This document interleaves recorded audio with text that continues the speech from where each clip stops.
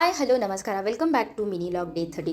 So ಇವತ್ತಿನ ದಿವಸ ಏನಾಗಿತ್ತು ಅಂತ ಹೇಳಿದರೆ ಜಾಮೂನ್ ಮಾಡತ್ತಿದ್ದಾರೆ, ಗುಲಾಬ್ ಜಾಮೂನ್ ಮಾಡತ್ವಿ. ಹೆಂಗೆ ಮಾಡಿದ್ವಿ, ಏನು ಮಾಡಿದ್ವಿ, ಯಾವ ಥರ ಮಾಡಿದ್ವಿ ಅನ್ನೋ ಕ್ವಿಕ್ಕಾಗಿ ನೀವು ಅವಾಗಲೇ ತಿನ್ಕೋಬೋದು ಜಾಮೂನ್ನ.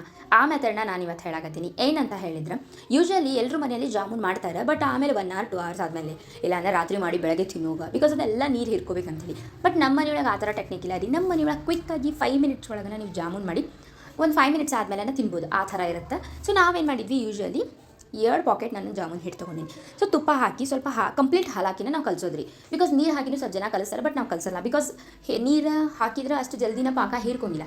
ಹಾಲು ಹಾಕಿದ್ರೆ ಪಾಕ ಜಲ್ದಿ ಹೀರ್ಕೋತೈತಿ ಆ್ಯಂಡ್ ಖವಾ ಥರ ಟೇಸ್ಟ್ ಬರುತ್ತೆ ಜಾಮೂನ್ ಹಿಟ್ಟು. ಅದಕ್ಕೋಸ್ಕರ ಎಲ್ಲ ಕಂಪ್ಲೀಟಾಗಿ ನಾದ್ಕೊಂಡ್ಮೇಲೆ ಏನಾಯ್ತು ಅಂತ ಹೇಳಿದ್ರೆ, ಒಂದು ಟ್ರಿಕ್ ಏನಂತ ಹೇಳಿದ್ರಿ, ಪಾಕ ಆದ್ರೆ ತಣ್ಣಗಿರ್ಬೇಕು, ಜಾಮೂನ್ ಫುಲ್ ಬಿಸಿ ಇರಬೇಕು. ಅಂದರೆ ಜಾಮೂನ್ ಕರೆದಿರ್ತೀವಲ್ಲ ಆ ಬಿಸಿ ಇರಬೇಕು. ಆರ್ ಪಾಕ ಆದ್ರೆ ಬಿಸಿ ಇರಬೇಕು, ಜಾಮೂನ್ ಆದ್ರೆ ತಣ್ಣಗಿರ್ಬೇಕು. ಈ ಥರ ಅಪೋಸಿಟ್ ಕಾಂಬಿನೇಷನ್ ಒಳಗೆ ಹೋದ್ವಿ ಅಂದರೆ ಜಾಮೂನ್ ಫುಲ್ ಟೇಸ್ಟ್ ಬರ್ತೈತ್ರಿ. ಆ್ಯಂಡ್ ಅಂಗಡಿ ಒಳಗೆಲ್ಲ ಸಿಗ್ತೈತಲ್ಲ ಆ ಥರ ಟೇಸ್ಟ್ ಬರ್ತೈತಿ.